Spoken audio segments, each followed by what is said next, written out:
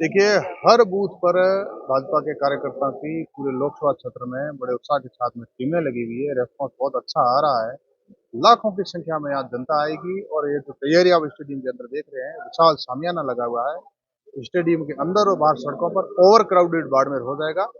और जनता में मोदी जी की नीतियों और उनके कार्यों को लेकर के, जिन्होंने पिछले 10 वर्षों में संपूर्ण देश को चहुमुखी विकास की तरफ बढ़ाया हो, या फिर सामरिक दृष्टिकोण से और विश्व की महाशक्ति की तरफ उन्होंने देश को बढ़ाया हो, ये विकसित भारत की संकल्पना 2047 में पूर्ण करने का उन्होंने संकल्प लिया हो।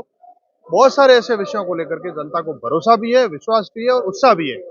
निश्चित रूप से इन विषयों को लेकर के कल लाखों की संख्या में जनता आएगी और ऐतिहासिक मतों से हम जीत। देखिए यहाँ पर त्रिकोणीय संकट हो गया। स्वरूप सिंह जी क्या मान रहे हैं? क्यों में त्रिकोणीय होगा, चतुष्कोणीय हो गया? यहाँ क्या मान रहे हैं? किससे फाइट होगी बीजेपी की? कोई सा कोणीय हो जाए, यहाँ भाजपा और कांग्रेस के मध्य टक्कर है और भाजपा ऐतिहासिक मतों से जीती। अच्छा, आपको क्या लगता है कि भाई जो निर्दलीय चुनाव लड़ रहे हैं, वो भाजपा के मूल वोट बैंक में कहीं न कहीं शहरवारी कर रहे हैं?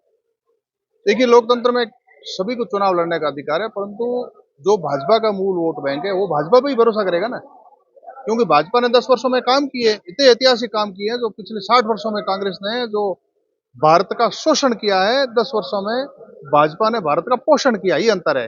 ये भाजपा के कार्यकर्ता जानते हैं।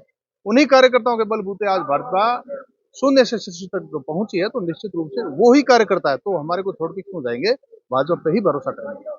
कल कुछ पुराने जो बीजेपी के हैं, वो वापस घर वापसी कर रहे हैं, ऐसे नाम भी आए हैं। क्या देखिए, भारतीय जनता पार्टी सर्वेशम अविरुद्ध धर्म कर्म समारंभ है, इस सूत्र को लेकर के चलती है। विशाल परिवार है, बड़ा हृदय है। जो आएंगे तो उनको हम स्वीकार करेंगे। निश्चित रूप से जो आए उनका स्वागत है, आना ही चाहिए।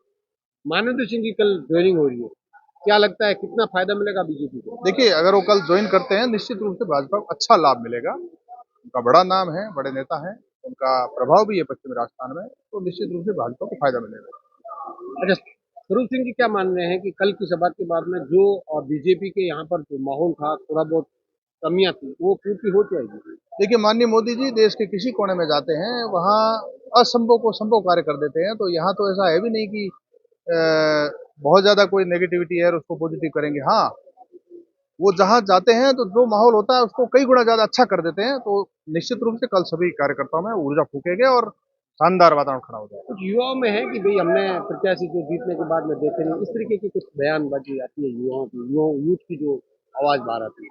भारत का नंबर 2 का भौगोलिक रूप से बड़ा लोकसभा क्षेत्र है और कैलाश जी चौधरी एक ऐसा सांसद है जिन्होंने इतने बड़े भूभाग वाले लोकसभा क्षेत्र में सर्वाधिक प्रवास किए हैं। चाहे कोरोना काल में प्रत्येक पीएससी सेंटर पर गए हैं, अथवा किसी भी कार्यक्रम में वहां गांव ढाणी में जाकर के प्रत्येक कार्यकर्ता से स्नेहपूर्ण व्यवहार किया है। तो यह तो शिकायत है ही नहीं, बन बनाई कुछ विरोधियों की बातें हैं। तो निश्चित रूप से लोगों में कैलाश जी के प्रति विश्वास है, माननीय मोदी जी के प्रति विश्वास है, और भाजपा की नीतियां और विकास के मुद्दे पर विकास को लेकर के जनता बड़े उत्साह के साथ है। ऐसे बयान भी कही जाते हैं कि प्रदेश में बीजेपी की सरकार है, निर्दलीय पे क्यों विश्वास किया जाए, कांग्रेस पे क्यों विश्वास किया जाए, इस तरीके की कुछ बातें आती तो है। ये तो हकीकत है, आप नहीं जानते क्या?